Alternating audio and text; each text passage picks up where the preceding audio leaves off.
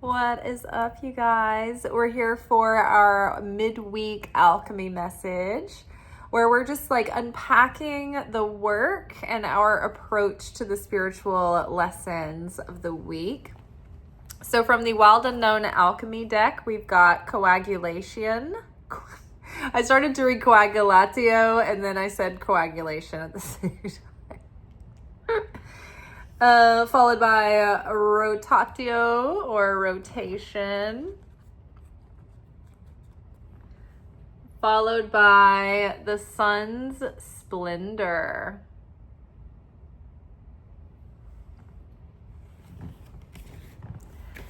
Underneath coagulation, we have 5 of Swords.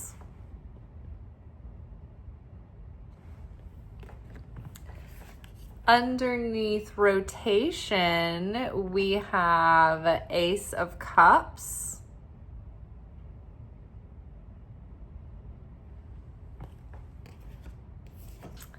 And underneath the sun's splendor, we have the Magician.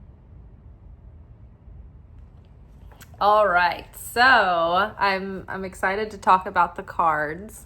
So I'm gonna let you all listen to the audio real quick. It's like a minute and a half, and then we'll come back and we'll get into the details. We have a potent opportunity this week to reveal miracles by breaking old cycles.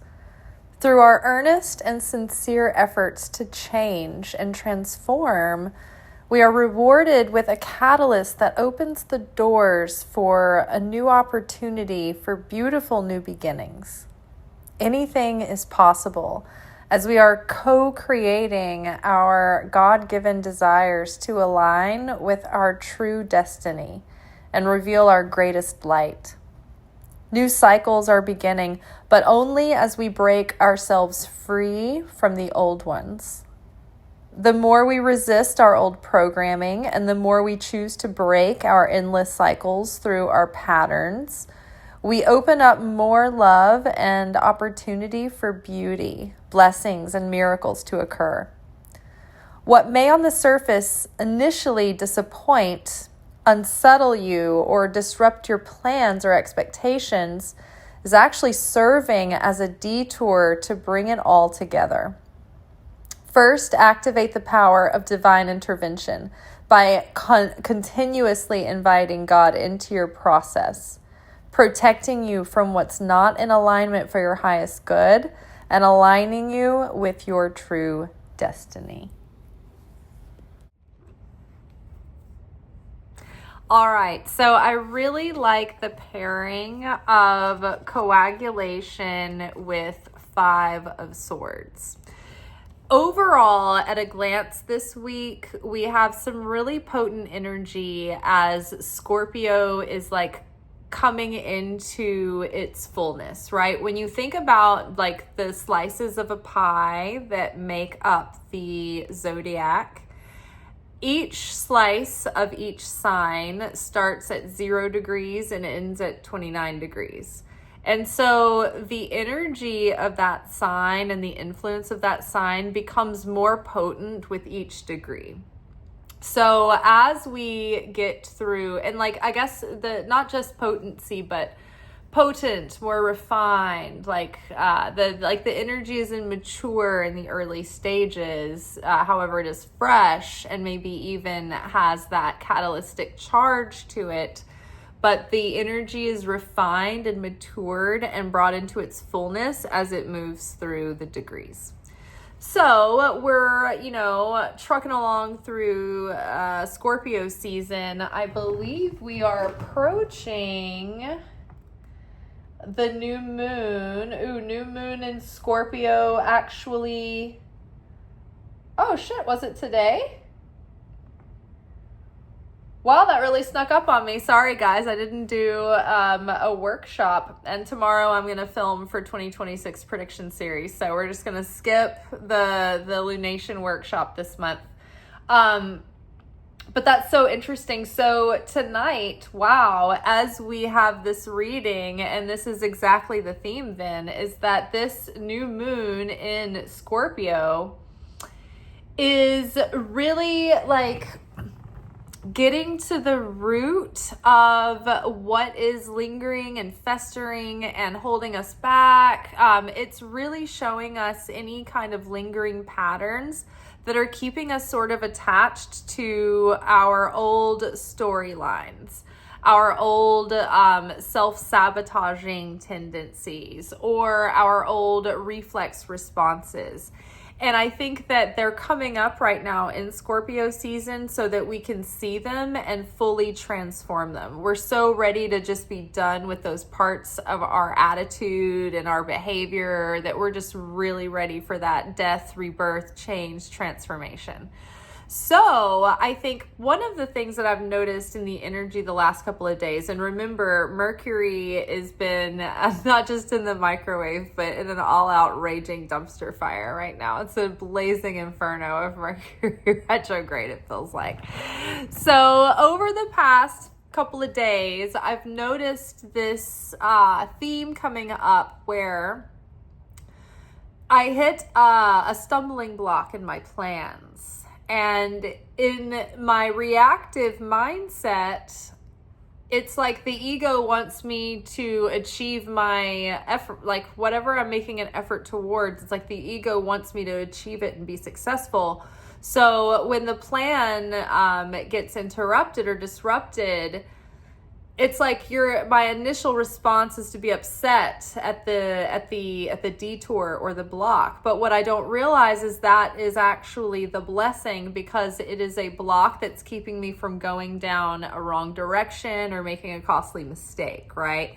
I gave the example last night about how I was trying to shop for insurance and we're in open enrollment, and there's this sense of urgency and all of the volatility with the healthcare marketplace plans. I was thinking about going with a private insurance agency, and I hit a snag on the filling out the forms, and because I was like, I don't know, it's just for whatever reason, on a technicality, I tried to admit that I use hemp products, but that got me disqualified. So I was like, no, I was trying to repeal it and try to explain it wasn't like a hardcore drug. I wasn't like a liability or anything. And in the meantime, though, I realized, okay, I could get upset about this and get bent out of shape, but why not question this? Is this even a bad thing? Maybe this is a good thing that I'm getting denied this insurance by this company. And so I let that be a possibility, but I still went through the steps of giving myself the option. So I filed the appeal. I looked for to compare healthcare marketplace plans. I just got all my ducks in a row, ready to go. As I released that and surrendered and just accepted it, was adaptable, went with the flow, I got to work and talked to another person who had signed up with the insurance company that had denied me, that I was upset that I wasn't getting in with. And as it turns out, they are really shoddy and they deny like things, or they send you unexpected bills. And so I'm like, oh, thank God, right? So what these cards are saying is exactly that kind of situation. What we see as a disappointment or an upset, or maybe what appears to be a failure or something breaking apart or breaking down, or causing a sudden shift or change of direction that we're not expecting, our ego is going to push against it and assume that it's a bad thing. It's assume that it's a loss. But what we don't realize is that this is actually the universe, God, creator, your spirit support network, your angels getting together and moving the parts and pieces around to actually make sure that they recalculating, like get you back on track and on path. So this is actually what, like the old saying, rejection is God's protection. Detours or blocks are detours in the right direction. Exactly what this is. So if things are happening this week that have ruffled your feathers, or that you perceived initially as something that you had to resist or fight against, or you perceived it initially as something that was a negative or a downer, right? re-examine that. Why do you think that way? Why are you attached to this outcome? Are you willing to surrender and say, oh, I guess I don't really know what's best. I don't have the full, vantage point of the whole thing. And so, we put ourselves out there, we take risks, we try to make the choices. But what the great thing is that we don't have to be frozen and overwhelmed wondering, oh, did I make the right choice? Because God will course correct us, right? He'll block the path if it's not going to take us in a desirable direction. And it's usually us that sees that sign and we're like, you know what, I'm going to keep going this way. I just want to keep forcing this plot. I want to keep going with the wrong script, right? It's usually us that gets in the way. So the coagulation card is about things sort of taking shape and coming together, right? If you're cooking some liquid and spices and sugars and things down into a sauce, right? That it goes from a very fluid liquid to getting thicker and denser into a reduction, right? So think about that, coagulating, or when you heat up simple syrup, for instance, and it starts to cool down, the sweetener starts to crystallize, right? So think about that right now, that things are actually coming together. This is actually all sort of starting to become a solid, the gelatin mold is starting to take shape, right? That's good. Things are coming together. And so, yes, initially it may look like something that is a conflict, or something that didn't go well, or something that went the wrong way, something that was a fight or an argument. Literally, the Five of Swords is trying to hold on or win at all costs, or trying to force something to happen, trying to force your agenda, or having inner conflicting conflicts, or having conflicts with others. Playing unfairly and then upsetting others because of you, getting lost from the plot, or not, getting so focused on the goal that you forget the bigger picture, right? So I just really think that instead of trying to force, or even even if we know and we're not forcing and we're just observing our personality, our perspective of the situation, it's taking a step back and detaching enough to go slow and start questioning and pushing and probing.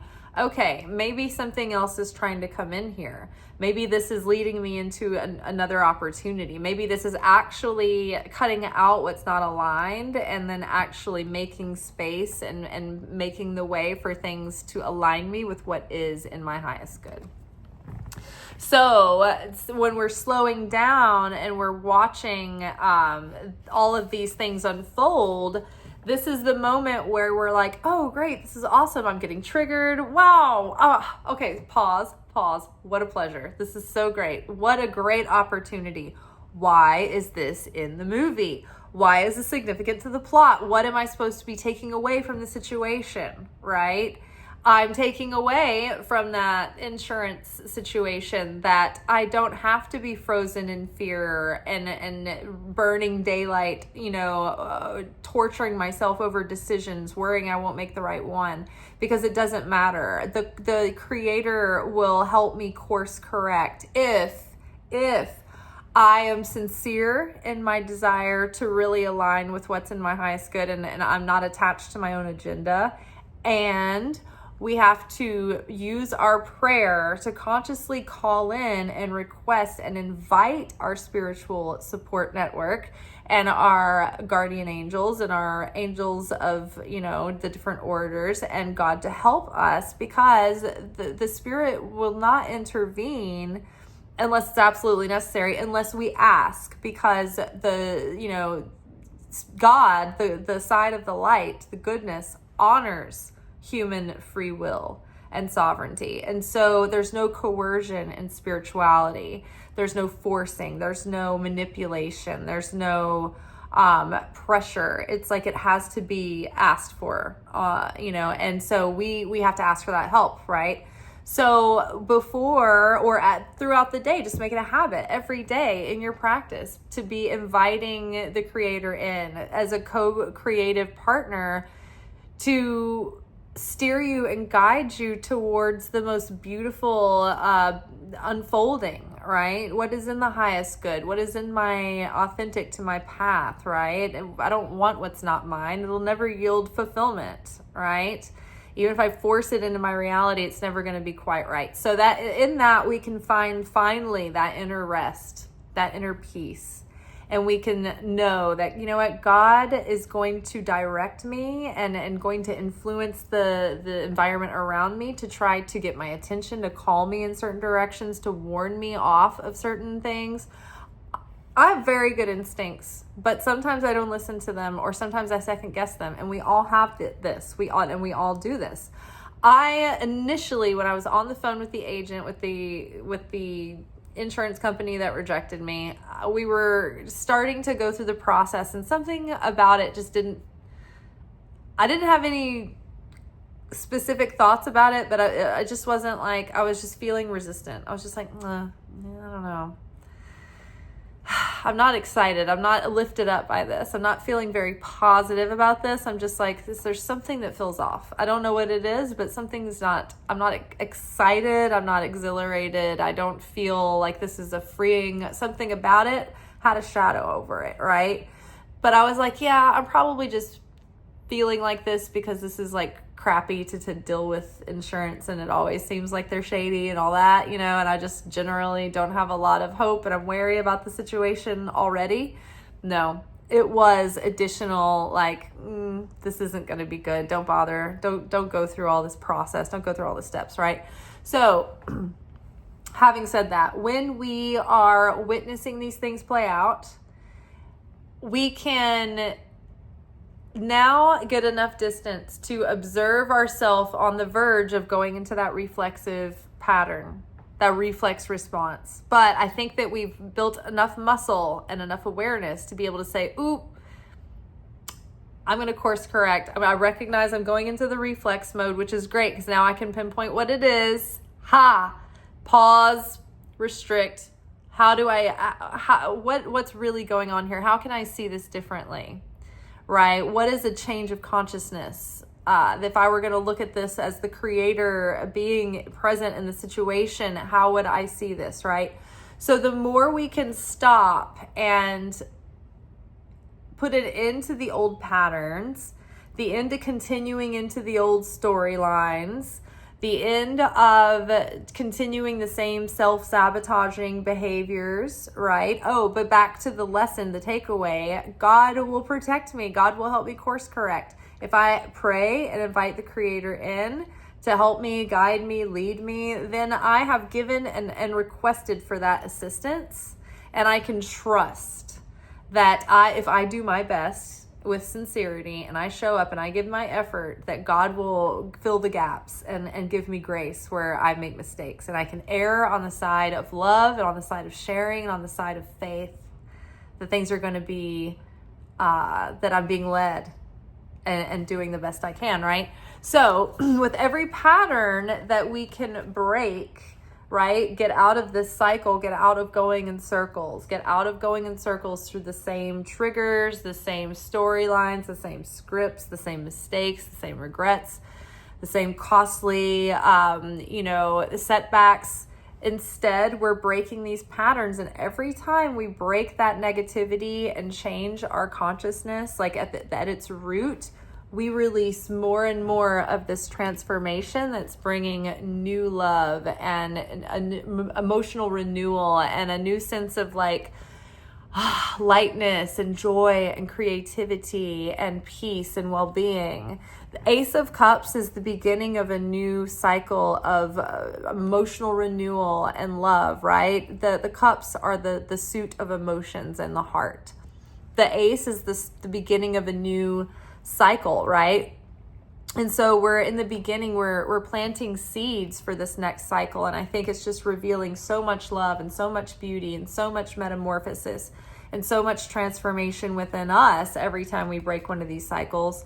It sets our true self free free. And it's just like, look at this cup. It's just like overflowing with all of these butterflies coming out, right? And I think that they're pouring out more and more with every time we resist the urge to go into the same old, right?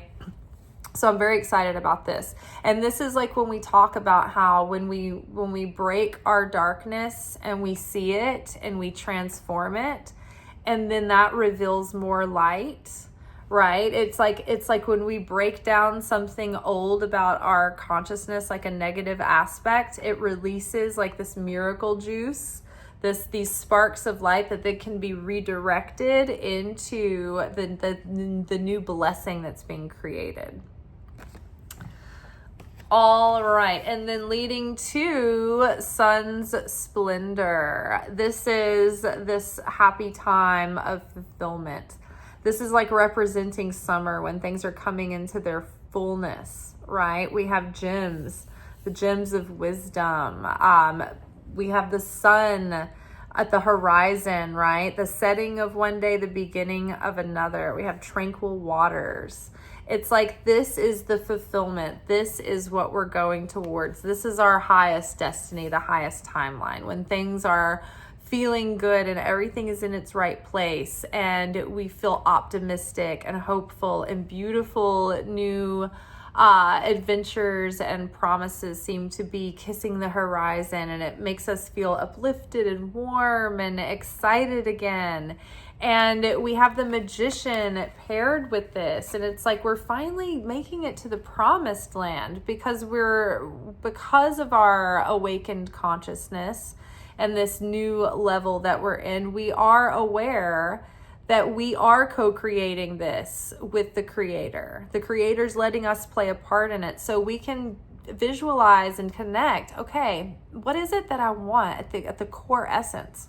What kind of reality do I want to live in, right? I have the power to make this happen, and I have the support of the Creator with me, alongside of me, making this happen with me. So what do I want to grow? What do I want to achieve? What do I want to create? What are the results that I want to get? That's what we need to focus on, and that's what we need to put our effort into, right? And not get discouraged, but to believe that, that things are transforming, and that as we change on the inside, our outer circumstances are changing too. And so what we have to do, though, is really own our focus.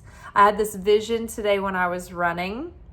I went on a jog today, and I was thinking about how we always talk about the opponent, kind of holding us in this illusion.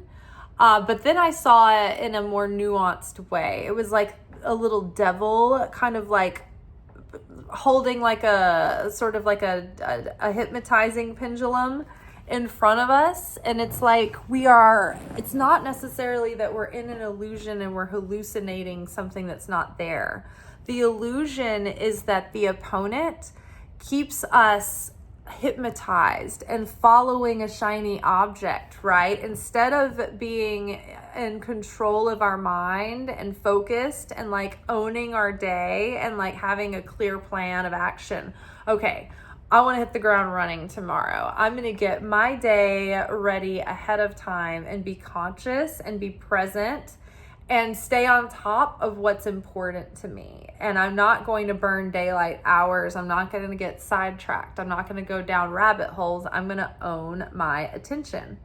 And so, but the opponent is always there, right? Anytime there's a gap and you're not kind of owning your mind, the opponent is always there to grab your attention and keep you hypnotized and keep you distracted, whether you're distracted in your imagination or distracted in, oh, I got to check this thing. I want to look at my email again. I want to scroll for whether good or bad. I want to, I want to think about my crush right now. I want to be limerent, whatever it is that might get you distracted. Right? Oh, I want to veg out, and I don't know, anything can be distracting if it is not what you consciously want to be putting your energy and attention to in that moment, right? So it's like we have to take ownership over our mind and our attention as if we are in the driver's seat of a moving vehicle. It's like we need to be minding that someone's at the wheel, right? Otherwise, like, think about all the time we waste during the day. Like, a lot of times I'll think, oh, I'd like to do this little self-care routine, and it would require me to drive across town. It's kind of a luxury. And I'm like thinking, oh, I don't really have time to squeeze that into my day. But then I thought about it and I was like, actually, you know what? I probably do have time. It would just take away all the time that I burn by accident when I drift off into a trance, or I go down a rabbit hole, or I start getting distracted with, like, things on on Instagram or whatever, and I start burning all these minutes and hours that I don't realize. Whereas if you plan your day out and you take ownership of your attention and your presence and your awareness, then you're probably staying on top of the things that you want to do. And if you do that, it's like you move through your day with purpose, and you own your day, and your day is supported and empowered, right? And you're not under the spell of the opponent that just wants to get you off track and anything but actually you having sovereignty and going after your dreams and after your purpose, right? So it's taking ownership, the discipline of our mind, the discipline of the mastery of having a balance between giving ourselves time to have that important staring at the wall, letting our mind wander, resting, but when it's go time, it's go time. And the little moments where we burn time in the nether realms, like we can cut that out, and move it into blocks that are more fulfilling and nurturing. Like, for instance, I love going on a run in the afternoon, in the middle of the day, in between some of my more concentrated work in the morning as I'm transitioning into things that I do in the afternoon. And one reason being is that I love to just let my mind wander. I do like a mantra that I'm saying while I'm running, but otherwise I just let my mind go, and I don't really control it. And it's really fun. I like to do that as a creative person. I just let all the thoughts run through. I enjoy the little movies that start playing out in my mind. Sometimes I get really great ideas or inspiration. Sometimes I get downloads. Sometimes I have profound visions, and then sometimes I'm just kind of visualizing, things that I want to bring forth. So I do the same thing on my walks. I kind of think about planning and that, but a lot of times those are times that I want to just be able to let my mind go. Amanda Palmer was part of a duo called the Dresden Dolls. It was this music duo in the early 2000s. And she wrote a book that was really interesting. It was called The Art of Receiving. And in one chapter, she talks about, as an artist, the staring at the wall time is something that we feel so guilty about giving ourselves, but it's actually super necessary, because it's part of your process, and it's part of the way we slip into that zone where we do channel things through, or we just give our mind time to do what it needs to, right? So it's not to say that there's not a good place and time for going into a trance or letting your mind wander. But I think if we set aside times where we really let ourselves milk it for all it's worth, and it's in a kind of a ritualistic way, then it actually fills our tank. It does the job it's supposed to do, and it doesn't take away from our day. It actually adds to it. So, it's the Pomodoro method, and I've tried it before, and you do get a lot done. But what you do is you set your timer for 25 minutes, and you work and you stay focused, and you don't pick up your phone. You don't go get something to drink. You don't warm up your coffee. You don't go to the bathroom. You sit and you work, and you're focused for 25 minutes. And then after the 25 minutes, you set a timer for 5 minutes where you get to go scratch all those itches that you wanted to do while you were sitting and working. You can go get yourself something to drink and go to the bathroom and look out the window and maybe sweep the floor, because you saw something over there and now it's driving you crazy and you want to procrastinate, right? So you do give yourself 5 minutes every 25 minutes to take a break and do whatever you want. So after you've done this for a few hours, you've not only horsed around, had a dance party, had several cups of tea, gone to the bathroom, you've also had, solid blocks of work and focused productivity, right? Whereas if you wanted to sit down for a couple of hours, you'd sit there, you'd get up and down, you would be pretty distracted. You might get out a little bit of work, and then by the end of it, your willpower would be spent because of the back and forth, and then you can't concentrate anymore, and then you're tired. So like having some structure around your consciousness and the way you're directing your energy, like bringing it out of the magical, I love everything that's magic, and magic is working through us all the time, but like just thinking of it in a practical sense, minding your thoughts, your attention, and your energy, and staying on task, but giving yourself those moments of the trance time and the vegging time and the veg out time and the staring at the wall time and all the little things you want to do through the day that you can. It's just structure them in and be intentional with it. Don't let them take you over, right? Be in charge of your mind. Don't let the opponent be in charge of your mind, right? It's about either being in ownership of your own conscious sovereignty or being at the mercy and being under the control of something else, like being a slave to the opponent who's got you hypnotized, following, the shiny object, right?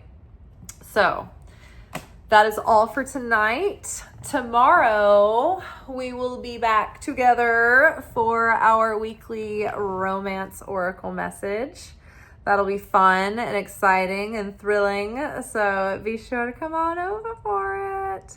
Happy new moon in Scorpio, apparently. That really snuck up on me. And yeah, I think we kind of covered the real meat of it. But don't forget, though, that the new moon actually affects the whole month ahead. And so it makes me wonder, it's so weird that, so what always confuses me is that the lunar calendar, according to like the Hebrew calendar, it's like the new moon sort of starts the whole month, the seed level of the month. So, but we are kind of winding down Scorpio season and getting towards moving into Sagittarius season. So in the next couple of days, actually. So the month ahead will be, the next moon cycle will have that Scorpio influence over the next few weeks. And so then it might be sort of like weaving in with Sagittarian energy, which is great because we've had this like deep, dark, transformative Scorpio energy with us the past few weeks. And if that continues on with us with this Scorpio new moon, like that transformation goes into with the combination of the warmth of the fire of Sagittarius, the optimism, the focus, right? Sagittarius is so focused. They take their aim, they make their mark, and then they let go, right? And so having that transformative energy combined with that optimism, enthusiasm, go-getterness, and then the expansion of our philosophy, right? The deepening of our understanding, and the broadening of our horizons. So I'm excited. I think that that's really fun and a good combination. So we'll see how things shake out, y'all. All right, see you tomorrow. Peace.